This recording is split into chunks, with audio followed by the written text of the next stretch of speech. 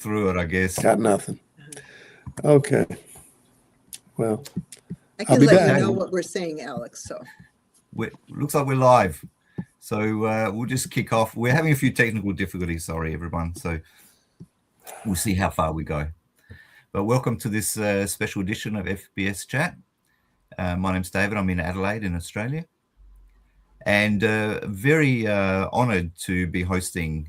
I'd like to say that Joe called me up and said, David, would you please do it? But actually, the real thing is that we contacted Joe and Aish and said, I'd like to do it, but I can't work with Joe.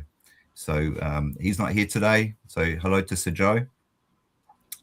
We've got a few special guests here today, and we're going to be talking about some of the early days of solution-focused therapy and the development of the approach, and through people that were there at the time. And firstly, though, I want to just say hi to Kate, because Kate, can you just explain, how did we end up here today? And what was this all about? How did this come about? Boy, good question. Well, good to see everyone. And I see that Alex just dropped off because of some technical difficulties. So I suspect he'll come back on. But yeah, there was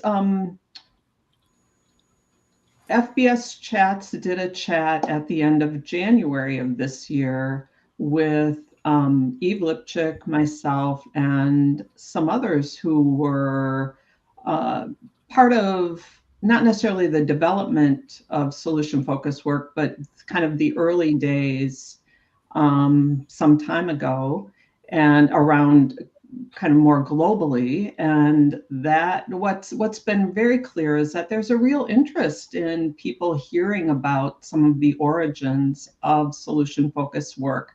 And David, you were kind enough a couple of years ago to invite me to present virtually to the Australasian Solution-Focused Conference, and where we had a very nice conversation about kind of the history of solution-focused work and what it was like to be at BFTC back in the day and in those very early days. And it led to some conversations about, hey, wouldn't it be great to get some others together at some point to have a conversation like this?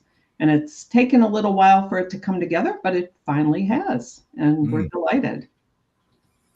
Yeah, and more recently, we've been writing a paper to celebrate the life achievements of Eve Lipchick, and sadly Eve couldn't be here today, but that's been an interesting thing to pull a few people together and get some contributions from Michelle, Carol, and Alex. And Ron. Ron, and about, what happened in the early days. And I just want to, before we introduce everyone, I just want to read a quote that I stumbled across while we were preparing this paper. And it comes from Dave Kaiser and Fred Piercy, who wrote a paper after Dave interviewed a lot of the early BTFC people. And the development of any theory of therapy and related techniques is intricately connected to the life experiences and personalities of its founders. It is often helpful to know something about the background of the founders of a particular therapy in order to interpret their work. And this is partly what today is about, just to find out some behind the scene things about you as people and how you got involved and contributions and different things that happened, maybe that we haven't read about in official papers, but different things like who was the best cook and some funny anecdotes or anything that you can remember. Just a time of reminiscing, really. So I want to start with Carol. We're going to do this roughly in chronological order. Okay. And a lot of people wouldn't know you, Carol, but you weren't actually in the Brief Family Therapy Center. But can you tell us a little bit about your background at the Family Service of Milwaukee and perhaps some of the people that you worked with as well? Yes, I'd be glad to. I came to Family Service of Milwaukee in 1979, and that was, Insu was still working at Family Service of Milwaukee at that time, and I came to be supervised by her to become AMFT certified. So my entry into knowing Insu was becoming her supervisee for 2 years at Family Service. At that time, we were assigned to training teams at Family Service. And on my training team, I was a first-year student. The second-year students were Eve Lipchick and Marilyn LaCourte. So we were training together at Family Service, and really at the same time that BFTC was kind of was in its infancy. Steve DeSager and Jim Dirks had left Family Service. They had been there, but some of the other founders were still working there, and people that were going to continue to be a part of it. Don Norm was still there. Eve, Marilyn were still there. Insu was still there. So I had the good fortune, the good luck to be involved with them and learning from them as they were developing this model, and have had long professional relationship and friendship with them over the years. So that was kind of my role. And so I kind of was part of the context of that very first beginning in their professional lives. Family Service was a small nonprofit agency, more central city located, who served a very under-resourced population. So I think the context of Family Service did a lot to influence how Insu and Eve thought about their work as well, because we were serving people who didn't have many opportunities. We provided free counseling there. So we saw people who were in much poverty, people of color, people who had very severe life crises. So that was the population that we were serving, and that gave us a context in terms of thinking about families, and not just families who might be able to afford therapy, but families who needed service who may not have had access to it. And I know that we were all influenced by working with that population and beginning to experiment and develop a model that was going to work with all families in all situations. So that was kind of my beginning space with them. I think it also led to Insu and Steve and Eve going into places that maybe weren't always so common that therapists went. Certainly in the area of addiction. That was the area I came from. I came out of the substance abuse area. And so we did a lot of work with thinking about addiction and family systems. I think at one point, Alan Zwieben was part of working with some of the folks at BFTC, who was also an addiction person. It also took us into child welfare places and juvenile justice and court systems. And so certainly did work in working with those kind of involuntary clients who were coming through the court systems. And that was a place and a space where we began to do that, because we had a fair share of clients. And that was a big part of my work over the years. I was involved in working with child protection consulting, training for the state of Wisconsin for probably 30 years in terms of child protection. We realized the people who were doing the hardest families, the most difficult, complex families, were people in and so that began to allow us to go in there and figure out how systemic work could be useful. And then, of course, Eve went into the domestic violence world and began to do that. So I do believe what we were doing there in that context made a difference in terms of how we viewed populations in a much more expansive view of what and who we would like to serve. That's really interesting in a lot of ways, Carol, because if there's a criticism about solution-focused approaches these days, someone might criticize it. It's only for simple things. Mm-hmm. But you started off dealing with the most difficult scenarios, like domestic violence and substance abuse. Mm-hmm. The other thing that was really interesting for me is, I've read in the past about origins of solution-focused therapy being at MRI in California, mm-hmm. and not enough, I think, is being spoken about Family Service. But you're dealing with such a complicated population of clients. How did you get that creativity and that energy? Because I've worked in these places where energy gets zapped out of you because of the difficult scenarios that you're working with. But you've got Steve and Insu and Eve and yourself, and really maintaining this creativity about let's try some new things. The environment when I was there was electric. It was so exciting. People were really part of that kind of revolution of wanting to change therapy as we knew it at that time. So one of the things that I think kept it exciting is we all wanted to be able to be more successful with the most difficult cases that we were working with. We wanted to do more for those families. And so, of course, we had the use of the one-way mirror and life supervision. And so we were really able to keep that excitement going because some of the things that we were doing were working. They were making a difference. The other thing that kept it very exciting is there was a lot of kind of cross-pollination and a lot of interaction going on in that facility. The director of that program had a knack for bringing in many of who we would now think of as the pioneers of family therapy. So people who walked through our door were people like Betty Carter and Harry Aponte. Carl Whitaker, who was in Madison, came and did consultation for us. So we had people coming to do trainings for us. I did life supervision and had a life case with Harry Aponte because he came and spent a few days with us. So those were the kinds of experiences that we were having.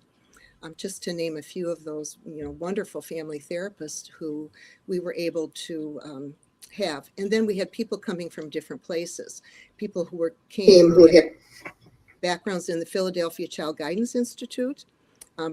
We had the Madison people, Carl Whitaker was there, Jack Bailey. We were interacting and working with them.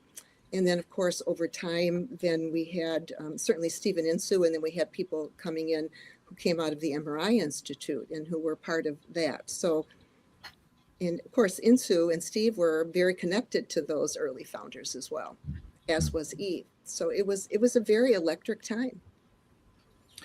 And one reference that I do hear about Family Service is that when Steve and Jim left to develop the BFTC, Insu stayed because she was getting paid. Yes. Whereas Steve and Jim didn't get an income for the first year. Mm-hmm, mm-hmm. And Eve was able to leave because her husband was working, mm-hmm. but some had to stay. So that was kind of an interesting connection there, that the creativity continued across the two sites, but even if the money didn't. I'm sorry to say, for the sake of time, we have to kind of rotate through everybody, but I am going to say Aisha and Joe, all of these people need to be interviewed separately, so you can have a big conversation with each individual on this screen. But I wanted to thank you, Carol. I wanted to move to Alex. Alex, can you hear us now? I can. Fantastic. Thank you. I've wanted to talk to you for a long time, Alex, because I see your name written in a lot of papers and books and things. And you've got quite an interesting background. You're at BFTC for about 10 years or so. But before that, you were a professor of education at University of Wisconsin. So how did you get to know Steve and get involved in BFTC? Well, I never stopped being a professor of education. In fact, I'm 80 and I'm still a professor of education now at the University of Colorado. You're right. I mean, I come from a different world. So my background is pedagogy, teaching, curriculum, education policy now. I got interested in the chronic problems that teachers face in their classrooms in the mid-70s. And I figured out that one of the ways that I might understand that better is to try to understand the dynamics of the most kind of intimate social group, the family, and how problems get addressed in a family. And how could I understand that dynamic? How might it change? And how might I link that somehow to school practices? So I went back. I was a tenured faculty member, but I enrolled in an MSW program at UWM, and I was a full-time student and a full-time teacher in the 1979-1980 academic year. One of the founders of BFTC was Elam Nunley, an investor and a founder. He was also a professor in the social work program. So I got to know Elam pretty early on. And he said, you know, a field placement where you would fit right in is at the Brief Family Therapy Center, which that was in the autumn of 1979. So literally, I think the rent, I think the ink may not have been dry on the rent check by the time I arrived at the door to do a practicum with Steve and with Jim. And there weren't a lot of clients. That's right.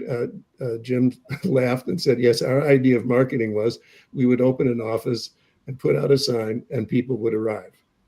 But it didn't quite work that way. So that was my interest. The interest, I worked most closely with Steve. I spent a lot of time with Steve. And the reason I spent a lot of time with Steve is because he was interested in research and writing and theory development, as well as clinical practice. And that fit very well with my own interests, because those are my own interests. And in fact, preparing for this conversation, I sort of went back and thought about the things that Steve and I talked about over the years. And so you'll recognize all of them. If you knew Steve at all, you knew that one of the things that he focused on was Occam's razor as a kind of device for understanding something. Make it as simple and as elegant and as small as you can, and no more and nothing. And so he was, the through line in our conversations was always that. What is the most elegant solution here? And along the way, what did we take up? Yes, of course, MRI. So it didn't take me long, within the first month. And we were discussing cybernetic theory. We were discussing Václavic, Weekland, and Fish's book. We were discussing and arguing about whether or not there is such a thing as two kinds of change or just one. We were talking about paradox and counter paradox. We were looking at Milton Erickson's work, because Steve's, if you knew him, you know his passion for purple. And that's straight out of Milton Erickson.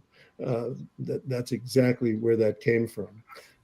We talked about Mnuchin's work, which was very different and we did a lot of critique of Mnuchin's work. And when I say we, I mean Steve and I, thinking about it. Did a lot of critiquing about the structure of magic, Bandler and Grinder's book, and whether or not it's actually possible to turn something as metaphorical and unique as Milton Erickson's ideas into a prescription for therapeutic intervention that people can follow in a particular and preordained way. We discussed catastrophe theory and how and I'll come to what's holding all of this together in just a moment. We were interested in Michael White's work and narrative therapy, of course, and of course we were interested in the uncertainty principle and the observer effect, wherein an observer, Heisenberg's an observer can actually change the experiment. The uncertainty effect is you can't see certain things. You can't see two things at the same time in the same way. Your ability to focus on something destroys the ability to see something else. So we talked about all of that. But the through line in it was, how is it that you get things unstuck? How do you perturb a system? How do you produce change? So it wasn't therapy as comfort and acceptance as the basis for therapeutic moving forward. It wasn't therapy as understanding and insight. It was therapy as change, right? That was basically, and I suspect that's where Steve's reputation as being kind of a cold fish comes from, or not having any emotion. And I think that's a misreading of the man and a misunderstanding of the man. He was a jazz musician before he was a family therapist. And his to say that he wasn't emotional really misses what I think and saw as the focus of his work, which wasn't that emotion didn't matter. it was applying Occam's razor in this situation. What's most salient and what's most valuable in this moment? He was always making that decision. And a lot of what you saw when you watched Steve do therapy was him working out in practice the concrete practical applications of the theoretical work that he was doing and that he was working on. And so I think he has a kind of undeserved reputation as somehow being cold or being, he was the reverse of those things. That was not the man I knew. That was not the therapist that I saw. And that was not the thinker that I worked with. And it was a pleasure to work with him. And so I had this kind of strange position because when I finished my training, I stayed on as a research associate, which basically meant I was free floating. And Steve and I thought about, wrote about, and looked at whatever we wanted. So my assignment was to kind of was to do that, and it was a great assignment. It allowed me to see all kinds of possibilities, and in fact, Barbara Lindquist and I published a book in 1989 called "Changing Problem Behavior in Schools," which applied some of the ideas from brief family therapy, as it was called at that time. I watched the shift to what is now called solution-focused therapy with the question, well, what's not the problem? And how do we get more of that? You know, and so you could see that changing. How can you, but the through line is still, how can you provoke a change? It's what you choose to focus on, the thing you choose to focus on. You come back to the uncertainty principle. You can only see one thing at a time. You can see the problem or you can see the solution, right? The what's not the problem. And so it's an intent to focus. And the seminal work, of course, that Steve produced at that time was The Death of Resistance. And that was terrifically influential in my thinking. And in the practice at BFTC. I agree with Carol. It was a tremendously exciting time. The people at my end, I wasn't at Family Services, of course, I was at BFTC. And the people at my end and the people that came through that office and the people I met at Stephen Insu's house, and I think Steve was a better cook, if I have to say it, they were exciting, they were smart, they were concerned, they were dedicated, they were interested. And so this was quite a petri dish, which out of which arose what is now called solution-focused therapy. Yeah, and you were there for the whole lot of that change in focus from. Oh yes, I was. I watched.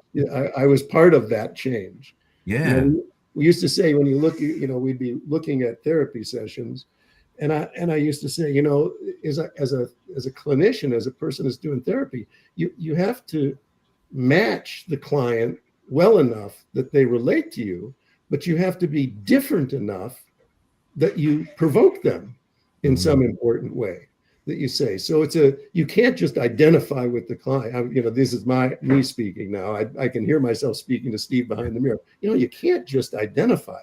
That's fine and that's important, but you also have provoke. You also have to be different enough that you put a little sand in that oyster and hopefully produce some kind of therapeutic pearl, some kind of change.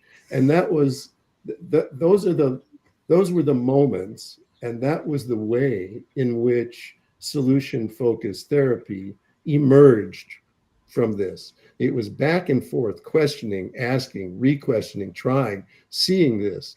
You know, it was a wonderful time, and some of it was hilarious. I remember Steve and I submitted an article in which we made the analogy to a therapist being like a paladin and people here are old enough to remember Have Gun Will Travel, the TV show in the United States. It used to be a #1 rated show in the 1950s.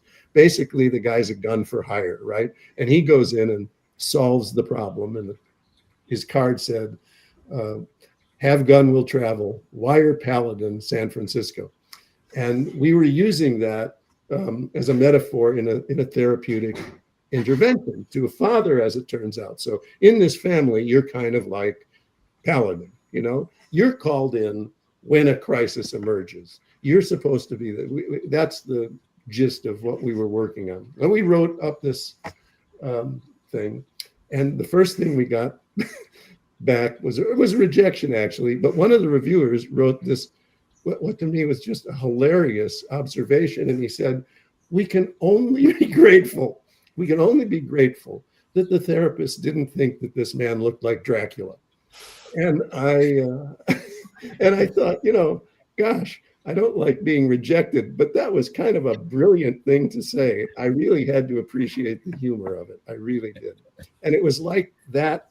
It was experiences like that over and over and over again. So I got the privilege, really, of what for me was all the good stuff without all the day-to-day grind that people who are running a therapy center have to endure. The meetings, the costs, the collection of fees, the how are we going to keep this thing afloat, and so on. You know, those were everyday concerns, and they're things that I didn't have to deal with because I just hung out with Steve, and we theorized and wrote and observed. So I guess if you're not dealing with the financial and the management side of things, you can be a lot more creative. There's no pressure. Well, I as I said, I recognize that my position, I was in a unique position, you know, and I'm not sure that my position was actually understood by the other people in the center, because I was there, but I wasn't there, you know, and I would appear, and then Steve and I would put our heads together, and then we'd write something, or suddenly I'd be behind the mirror, and so on. And but that was my role, and it was a tremendously fulfilling and challenging role, and I learned an awful lot through working with Steve. And we learn a lot too from your writing, because you wrote a lot of papers.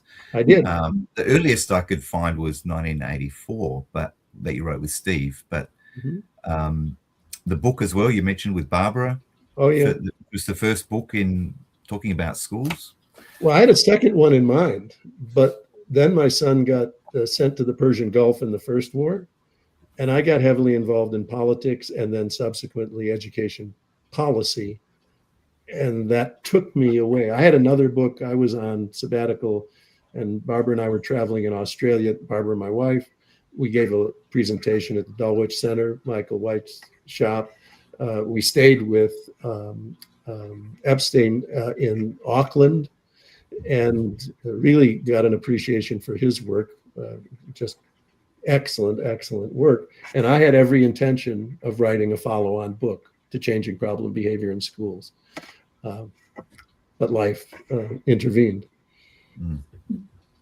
One paper I wanted to mention, and I'm going to bring Michelle in as well, because you co-wrote this, was called Brief Therapy Focused Solution Development, which I thought was a very important paper.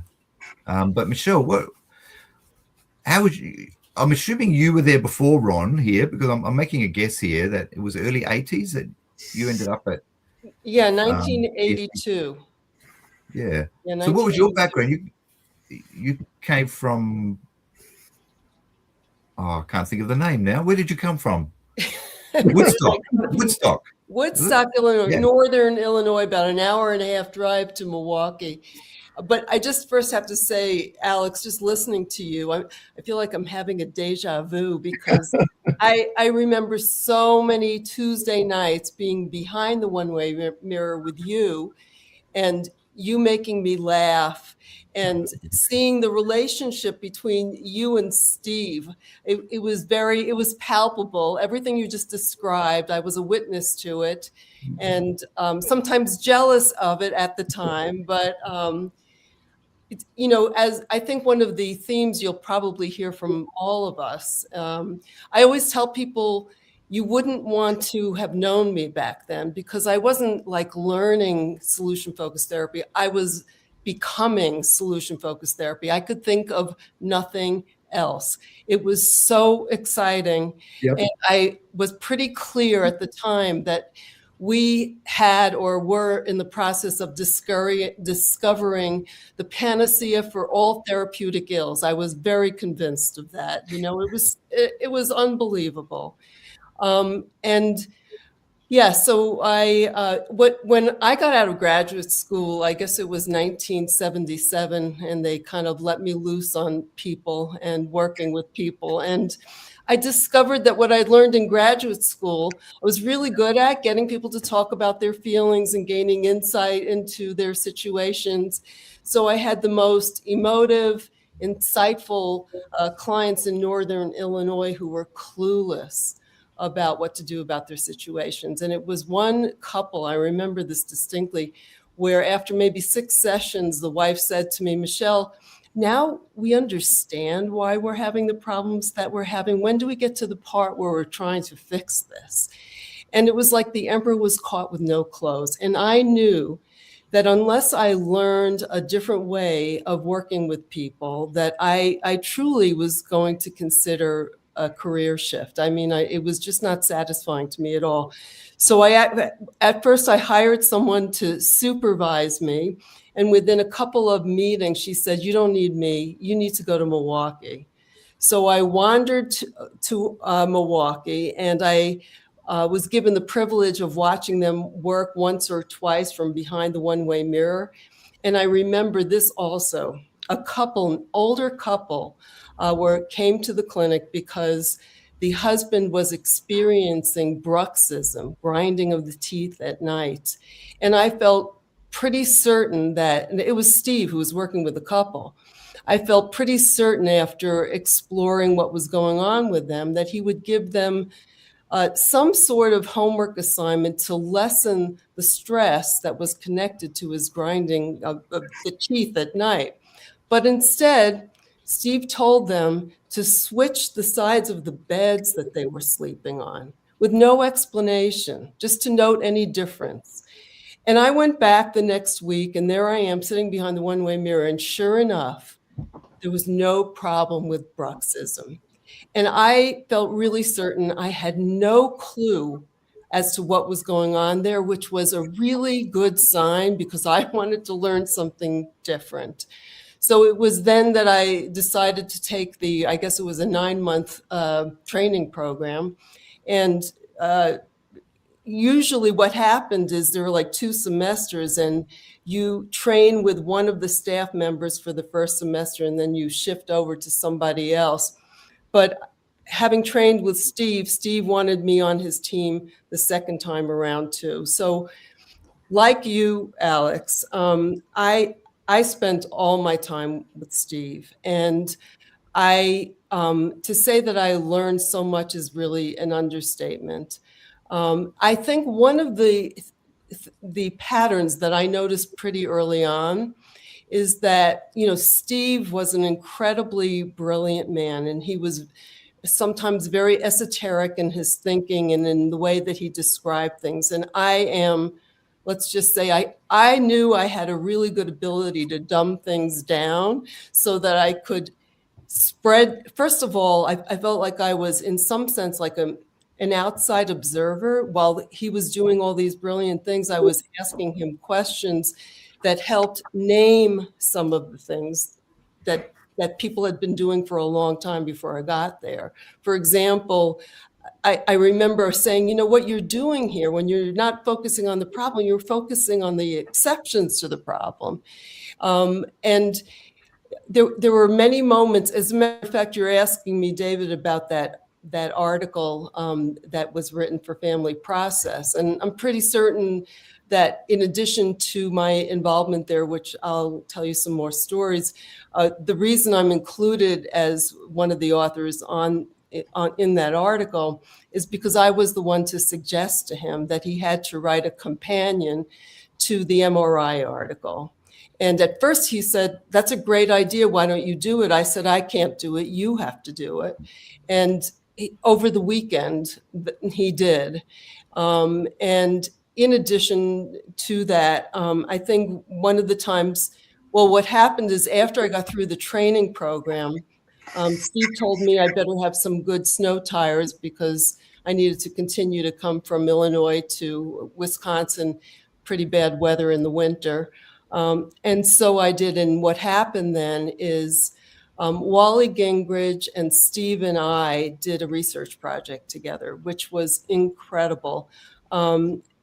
We were actually coming up with labels of things that clients do or say during the session, as well as labels or categories, I should say, for things that therapists do or say. And what we would do is we would look at transcripts of those sessions and categorize what was being said. And every single time that a client said something that was solution talk or change talk, we sort of rewound the tape to look at what was it that the therapist was doing just prior to the client saying that they changed the way they saw something, or they changed the fact that they did things differently. And that whole process was, it was just really incredible. And it was also during that time when I shared with Wally and Steve that I was working at a social service agency at the time. I was the clinical director of a youth service bureau. We did family therapy with adolescents and their families. And I remember mentioning that I noticed that many people in between the call for therapy and the first appointment spontaneously or organically began to talk about changes they made after they made the appointment. So we started doing some research there about asking people in a leading sort of way, what have they noticed? And many times people report that things seem different in between the call for therapy and the first appointment. What have you noticed about your situation? And what we found was 2/3 of the people who were in that study reported concrete, observable change in the problem area. In other words, for the reason that they were coming for therapy. And Steve was so excited about that. He was, I am eternally grateful for him, not just in terms of what I learned from him, but in the true sense of the word, Steve was my mentor. He encouraged me to do research. He encouraged me to write an article. One day he just said to me, okay, it's your turn to write an article. I went home and wrote an article for the Psychotherapy Networker, brought it back. He passed it around. I submitted it. And for those of you who knew Rich Simon, about a week later, I got a letter back from him saying that they wanted to publish it. Steve and I presented together initially with Wally because he wanted a polyocular view of therapy, the researcher, the theoretician, and the clinician. I truly believe that had it not been for my contact with all the great people in Milwaukee on the team, as Steve in particular, my career would not have catapulted to the place that it had. And in terms of being able to, I sort of facetiously refer to it as dumbing it down, but bringing it so that more people could understand. I think there were two things that happened. You may be familiar with Bill O'Hanlon, and Bill had asked me to write a book with him, which was maybe a little bit less structured than solution focused. So we called it, it was solution oriented.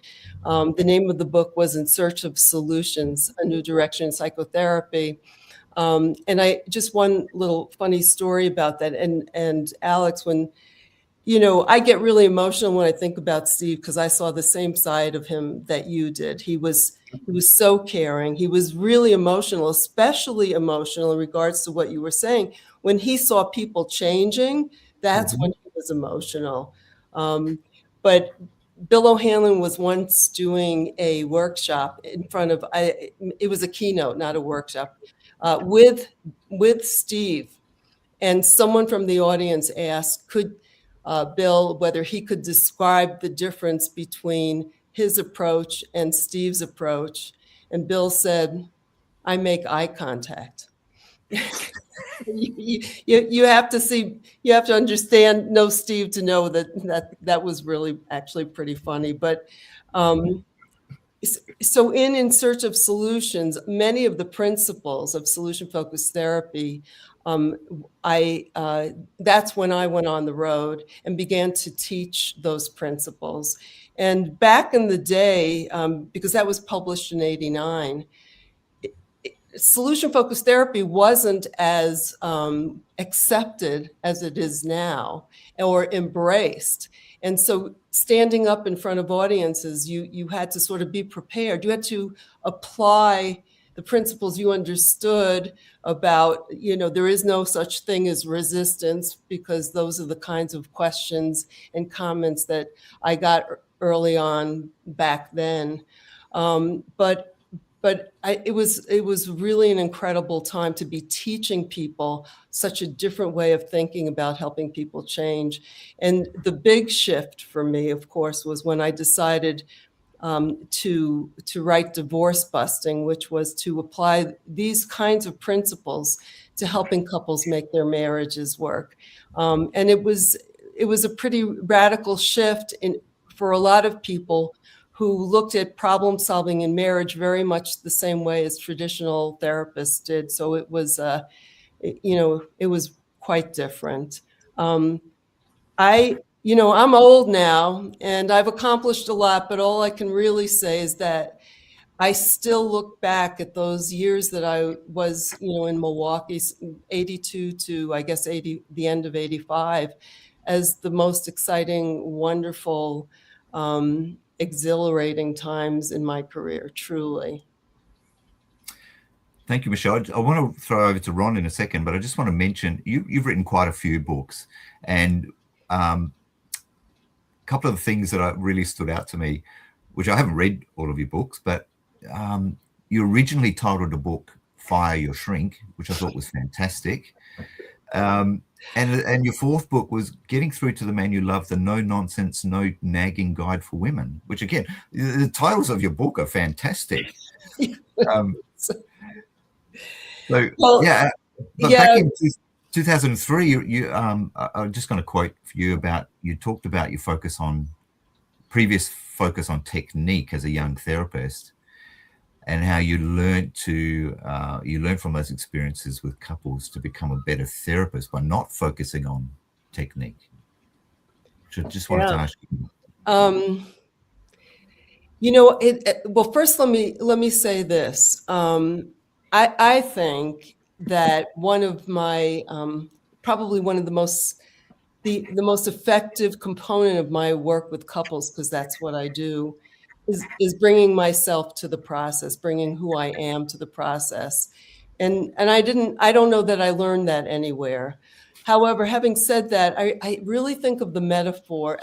I took piano lessons as a kid, and it was my goal to learn the music. And then when I went to my teacher, to be able to play it with feeling, with emotion. And then there was a week I didn't practice at all. So when I got to my lesson, I was concentrating on where my fingers went and what the notes were, and it was very mechanical. And I remember my teacher saying to me, "Play with feeling, Michelle, play with feeling." But I couldn't, because I hadn't learned the basics. I really believed that through whatever, every cell in my body is solution focused, and because it's second nature to me, it truly is. I don't have to focus on the technique. I don't have to focus on which question to ask or how to word the question, because it's truly automatic. I'm on automatic pilot with that. What has been profoundly effective, I think, is my willingness to, whether I'm doing a workshop or working with a client, or whatever I'm doing, is to bring my own personal experiences when it looks like that's helpful for the person sitting in the room, and to be able to, I guess the other thing, because I've been working with so many couples where there's been infidelity these days because of my most recent book, Healing from Infidelity. I didn't learn this at BFTC, but I think when people are in crisis, do they have resources? Absolutely. Do I ask about them? Absolutely. But sometimes they need advice. Sometimes they really do need to hear what they need to do when they go home. And that's different. I guess when the research shows that the salient ingredient for therapy isn't technique, it isn't the theoretical orientation, it's the relationship. Part of that relationship is bringing yourself as a human into the room. Lovely. Thank you, Michelle. Yeah, thanks. I want to throw to Ron, just for the sake of time. I'm sorry. Like I said before, I shared, Joe, you need to interview all these people for a longer period of time so we can hear more of these stories. But Ron's been sitting quietly in the corner. Ron, when were you at BFTC? Around mid-80s sometime? Yeah, it was probably the late mid to 80s to the very early 90s. I was trained as in education department at UWM as a school psychologist, and was working in a local suburban school district as a school psychologist. And one day, a phone came into the office, and no one would take it, so the secretary finally sent it over to me, and it was Jim Dirks, and he said, I'm working at this clinic, and we'd like to come out and do a free workshop for you guys, for your department, the psychologists out there. And I said, well, that makes sense to me. So I talked to the director, and he said, well, I don't know, I suppose. So Jim came out, and it was pretty much deer in headlights for the entire department. But I thought there was something in my confusion. I thought there was something interesting about that. So as he was walking out to the parking lot, I walked out with him. I said, do you think I could just come and watch what you guys do? He said, oh, sure. Show up on a Friday afternoon. So I ended up going on Friday afternoons to BFTC. I'd sneak out of work a little early. Luckily, I'm not working there anymore, so I can admit it. And then I would watch clients, and often it was Steve would be there or whatever. And one time at least, he would say, well, will you go in and talk to this guy? And that's fine. I'll see what happens. So that's how I got into it. I had very little background, and I had no background in therapy. We had a little bit of counseling in our program, but I was curious about it. So I took the training program. It was on Tuesday nights with that other team, and ended up continuing on very, very part-time with them because I was working in the schools full-time.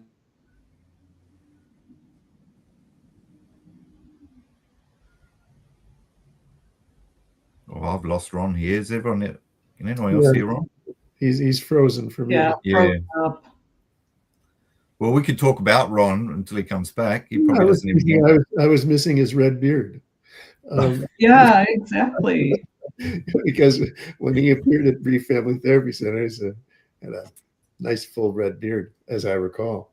Well, I can say that now, and he can't talk back. Yeah. So I used to have a red beard too one day.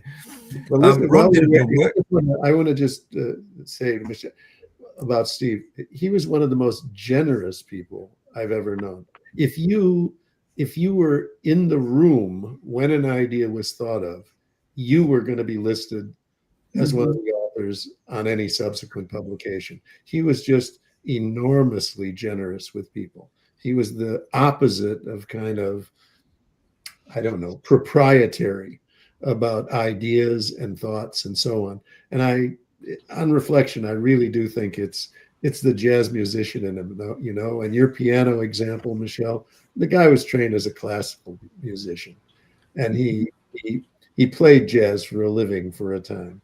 And in jazz, you're improvising, but you have to be good to improvise. You can't just improvise off nothing. And I thought of that when you made your example, about your experience with the piano. And similarly, one of the things that we were interested in was discontinuous change. And I thought of that with the changing sides of the bed example. Can a small change that seemingly unrelated make a big difference? And that's a perfect example you gave of that kind of discontinuous change. It looks like Ron's back, so I will be quiet. We've just been talking about you, Ron, and hearing about your red beard and the things. So carry on. How far was I? So I was coming once in a while. I finished the training program and kind of stayed on. I was working full-time in the school district. We had 6 kids at home. 3 of them were special needs adoption. And so Steve said, well, why don't you think what you can do some things with schools or with adopted families? And so that's what I started to take a look at. Now, I'm not a researcher per se, but I did see those kind of clients. I did take the thinking into the school system. I developed a few materials, did some training with teachers, and found I would really echo what Michelle was saying, is I think this is not a model. It is a way of being. It really is, in terms of how you look at things, how you do things. A lot of what I was doing in schools was I was running meetings with parents who had kids that had problems, who had been evaluated, and they were making recommendations. And as I would recap what they were saying, I would be producing compliments and the types of things that we would be doing behind the mirror. I was just doing it in a meeting with families. Did it make a difference? I didn't measure it, but I think it did, because I would get good feedback about the meetings we had and the things that we did. For me, what I enjoyed with Steve was we talked a lot about Erickson. That was very fascinating to me. Milton Erickson was very fascinating to me, and a lot about language. And he was today, I'm writing still, but I do cut a lot of words out, because he taught me that you just have to get down to the basics, just the words that really count. And that was very helpful. But let me just share one story that I thought of is when Kate asked me to do this. And that was John Weekland came to do a training.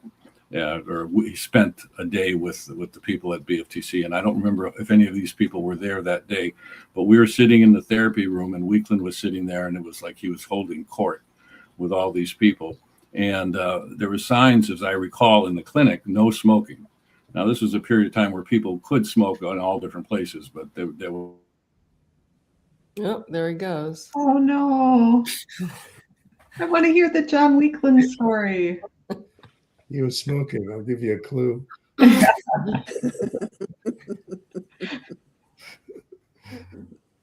don't remember that. I just remember the reception afterwards. He's back. You got to tell back, it. Come on, Ron, we want to hear it. Yeah. What's the punchline? Oh, well, he's frozen again. All right, we'll talk about Ron again while we wait for him to come back. Because Kate, you co-wrote a paper with Ron one time, which I stumbled off. Actually, two papers. Okay. Yeah. After the miracle, so about what do you do after the miracle question, and then another one related the geometry of solution related to the use of the scaling question. So yeah. So Ron, again, we'll talk about Ron, but he co-edited a book with Steve called Indirect Approaches to Therapy, and wrote a chapter about indirect therapy in schools. And I thought I was curious. I wanted to ask him about him saying, well, I'm not a therapist, but writing this book about indirect therapy, which I'm fascinated by. So maybe we'll just keep going to Kate. Yeah. Kate, you came to BFTC in the later 80s, was 85? Yeah, 1985. And Alex, you earlier mentioned Barbara. Mm-hmm. And I had been, prior to joining the program, I had been familiar with BFTC and what was emerging there. And in fact, I can't remember if it was 1982 or what year it was, but I had gone to a workshop, I think at an AAMFT conference, that Steve did along with somebody from the Philadelphia Child Guidance Clinic. And I don't think it was Sal Minuchin, but anyway. And I remember Steve describing solution-focused work. And at that time, I was much more psychodynamic in my thinking, and was doing some training at in family therapy more formally. And I remember thinking, I just wasn't convinced. In fact, I thought it was kind of dumb. And But over time, and the reason I mentioned Barbara is that it was Barbara who, and not in any way trying to convince me, but it was through my friendship with Barbara that, and our working together, that I came to decide to do the training at BFTC. Barbara and I started on the same day at working at a mental health center just north in a community just north of Milwaukee. And it was about a 45-minute drive. Barbara and I lived relatively close to one another. And so we carpooled. And, naturally, during that time, we would end up talking a bit about the clients we were seeing. And Barbara had recently trained at BFTC. And I was so intrigued by what she was describing to me in terms of the work that she was doing with her clients. And at the time I was, like I said, I was training in family therapy at the Family Institute of Chicago, a wonderful program. But boy, was I drawn to what I was hearing from Barbara. And so the Family Institute was a 2-year program. I finished the first year and decided not to go back. And in the meantime, I went to visit BFTC, visited with INSU, and just decided, yep, this is what I'm going to do. Now, so that was 1985 to 86. Now that year, and I think in subsequent years, we didn't do the switching of teams that you described, Michelle. We were assigned to a team, and I was assigned to Eve's team, and Eve was working along with John Walter. And John Walter and Jane Peller were married, and also from the Chicago area. And they were traveling. They had both trained at BFTC, and they were both traveling north to Milwaukee once a week to be part of the training teams. And so Jane and Steve were a supervising team, and then Insu and John were the team that I was assigned to. And I just immediately felt at home. And I know that, Eve commented that when it was my first time being in front of the mirror to see a client, she was really struck that I seemed to kind of get it. And I came back from behind the mirror, and after the clients had gone home and things, she said, so she started asking me about like other workshops around solutions. It wasn't called solution focused work, but brief therapy I had done at the time. And I said, no, I've never done any, but it just, I don't know, it just made sense to me. And maybe it was Barbara's influence and knowing you, Alex, and Barbara and I are married, by the way. Just but it just, like I said, I felt at home, and it just really resonated with me. And I was blessed to then be asked to stay on at BFTC after the training, and worked full time for another 2 years. So I was there between 85 and 88. And welcome back, Ron. Yeah. I keep trying. I don't know. We really have to hear the end of this story about John Weekland. Okay, so there was no smoking, and we were all sitting there, and in the midst of his talk, he pulls a pipe out of his pocket, and he starts waving it around. And Insu's, you can just see her kind of getting all nervous about it.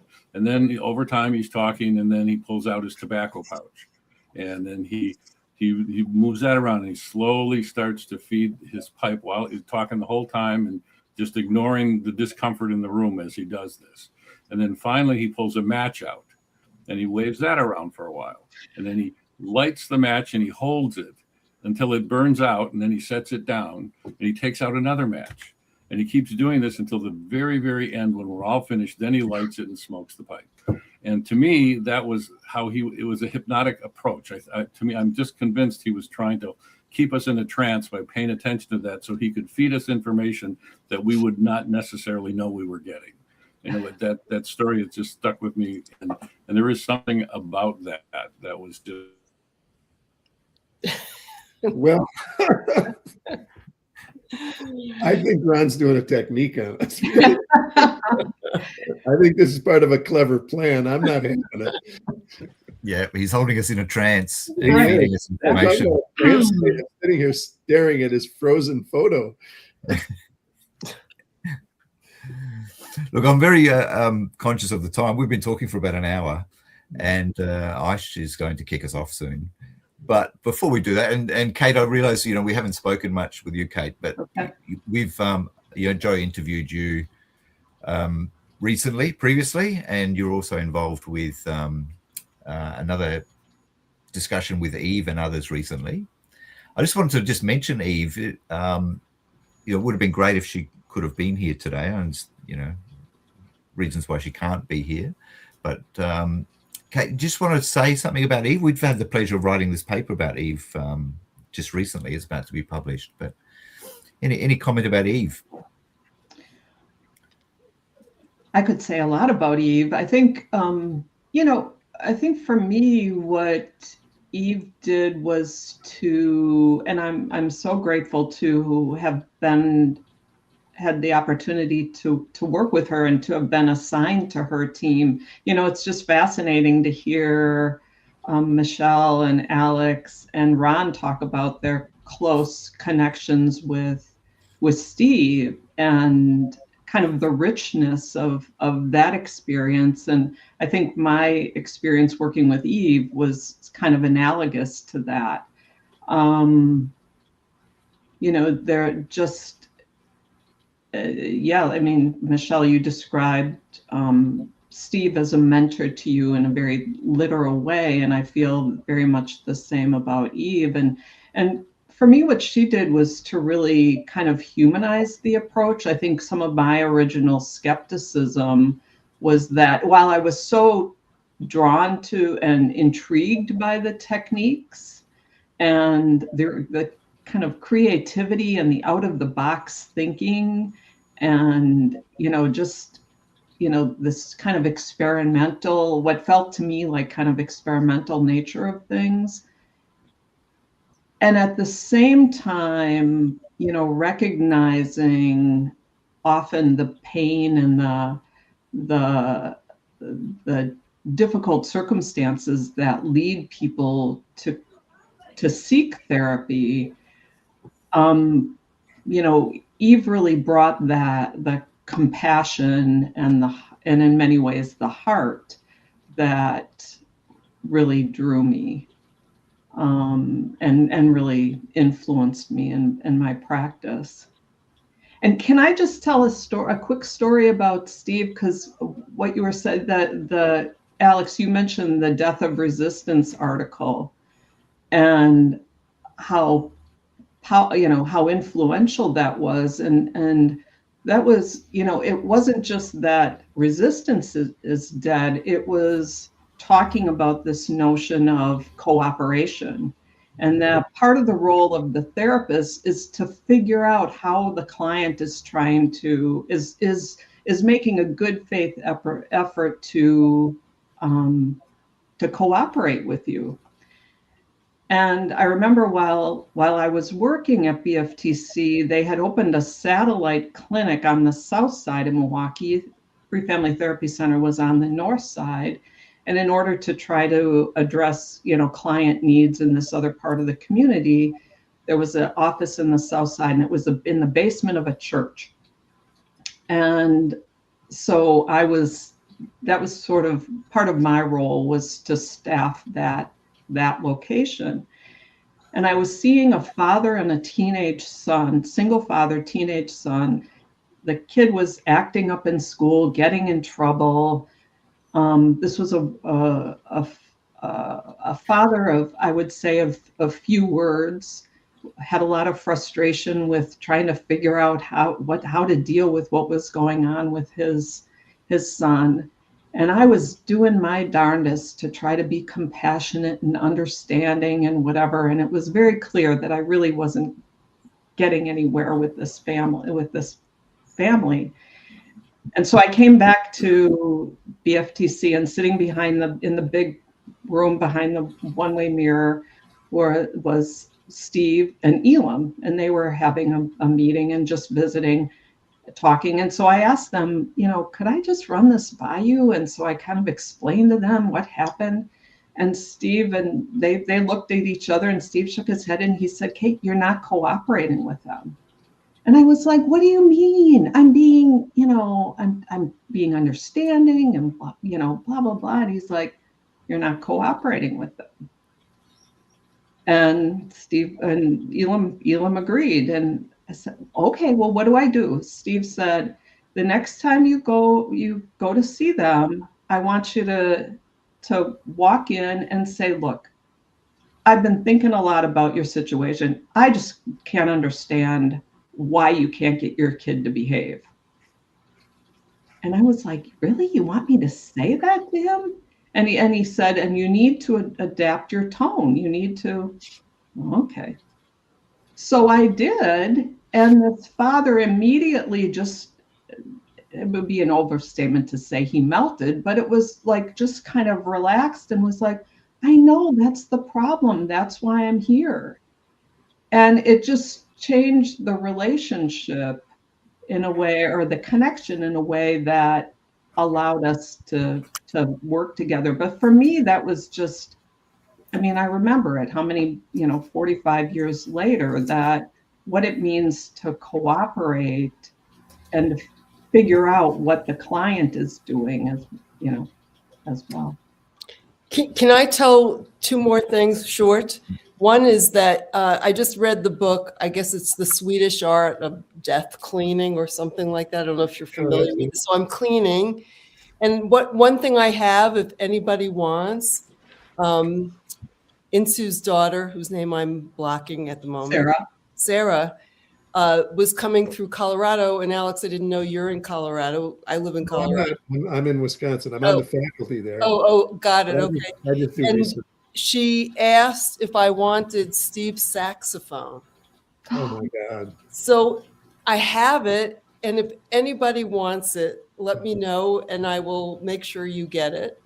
Okay, that's first of all. Second of all, and probably one of the most special things that Steve ever said, it was one of those Tuesday nights where everybody was taking a break. He would often, call me into his office and read what he had written that week. And he said to me, everybody thinks, and maybe you all know this already, but it was new to me at the time, although it made perfect sense. He said, everybody thinks that I've been doing all this work, or we've been doing all this work to create a model to help clients change. He said, that's not what it's about. It's to help change therapists. Mm-hmm. And I was thinking, boy, you did it with me. You did it with me. It completely changed my view of people, how I work with people, also my view of people who don't work this way. It really created, when people really integrate the principles, it's life-changing. And I thought that was such a special thing. Mm-hmm. Can I just mention then, Michelle, I'll bring Ron back if you're going to stay with us longer than a few seconds, Ron. It's hard to tell. That ties in with something. Ron, you've had a change of career, and you became a minister in the church. Right. But I don't know if you wrote this or Kate wrote this on your behalf, but to say that the foundation of your time at BFTC helped in your current work because it helped you to view people differently and seeing possibilities and creating a view of what can be possible in the future was part of the key of you doing this work. And I was kind of interested to say you've taken it out of the therapy room and into, and I guess we all have, we take it into our lives. Well, absolutely. I think it's made a huge difference. I'm thinking about it, when I write sermons every week. And there's the way I pick the language and the way I stress things, the way I try to put Alex talks about putting a grain of sand in the oyster. Well, I talk about putting a twist on it. That's the way I look at it. So I always try to add a little twist on it to get people to think about things differently, look at things differently within the context of the church or the gospel or whatever I'm trying to do. And I found that to be exceedingly helpful to me, and it's really the way I think I learned to do it with them. There's from Bill O'Hanlon. He did a little diagram, and I can't describe too well right now, but you take the situation, you look at the generalized view of that situation, then you take it into another level, and then you find out what you can use from the client, and then you apply it. And that's kind of how I put things together. Throughout my career in the church, I've worked a lot with people coming into ministry. I've been on committees to have to review and credential people, and then I look at them from this model. You know, what do they have? What do they have that they can build on? What do they have that they need to build on? Currently, after I retired, I'm working now again. Someday I will retire, but I go to churches that are to fill in when something's gone kind of haywire. Then they say, well, Ron, why don't you go there for 6 months and see what happens? You know, maybe you can settle them down. This is what I do. I use this model, this way of looking at things. What things can you utilize? What things are they doing that they want to do more of? What things are going on that they don't notice that you can build upon? But it's all, and how do you cooperate with them? You know, these are all the principles that we learn. Now, I wasn't at BFTC to develop those principles. You have the researchers here, there. I was there. I think I heard Kate talking once. We were kind of the second wave, you know, in terms of taking those principles and then how do you begin to apply them in other settings. And for me, it was schools and adoptive families, and now it's in these kind of social, this, you know, religious institution. It's been invaluable. I mean, to have that experience, have that the time with them to learn how to begin to think that, well, not even learn. I mean, you become this way. It's really formational what they're done. So for Michelle to say they are changing therapists, not clients, that I'll go with that 1,000%. Because I didn't know anything when I came in there, and I probably wouldn't know how to do therapy going out of there. But I was a different person to bring into a room with other people. Thank you. Look, we're out of time, unfortunately. I would love to have talked longer. Does anyone have any final words just quickly before Ace kicks us off of here? It's been fascinating to hear your stories. I'd just like to say thanks for the opportunity. Yeah. And I'd like to say, Kate, when you told the story about cooperation, I was thinking, it's Milton Erickson. It's Milton Erickson. There it is. There's the through line right there. And to me, just as somebody who does these kinds of things, it's so interesting to follow the threads of these thoughts and all of the various thoughts and practices that were carried forward. We haven't even spoken about Eastern philosophy and its role in Steve's thinking as an example, but that's for another time. I'm sorry, Carol, you look like you were going to speak, and so I'll be quiet. The one thing I was going to say is listening to all of you, that really, I think, has been the hallmark of how this began, is that believing that what we were doing was going to be effective and could be effective anywhere in any place, that it was bigger than just what would happen in that tiny therapy room, that it could happen in unlikely places, in different environments. It could happen with anyone. So everything was always possible. And that was certainly the gift of working with INSU all the years that I did, is it's like we could bring the most difficult families, the most difficult cases, and we would all be curious and feel like it was possible. And with Eve, she would bring her wisdom and her humility to the table that allowed collaboration and possibility. And that has made it, a remarkable gift to the therapy community and to all the people we've served over the years. Well, thank you very much, Carol. Thank you, everybody. Just had a message from Aisha to say we could always record part 2 of this conversation if anybody wants to come back. That would be fantastic. The thing that comes to my mind is the old saying about it takes a village to raise a child. And I just wanted to acknowledge for all of you the contributions that you've made, and to the people that are not here as well. And we could mention a lot of names like Eve and Don Norum and Marilyn LaCourte and a whole range of people that were all there and contributed in one way or another to the people like myself who are using these approaches now. And I just wanted to really acknowledge that and thank you for your contributions and the development of this approach. And thank you for joining us today. And I'm going to ask you just to stay online. Aisha's going to cut us off in a second. And thank you also to Sir Joe, for handing over the reins for this occasion today. And thank you very much, everybody, for listening to this discussion. Thank you. Thank you. Thanks.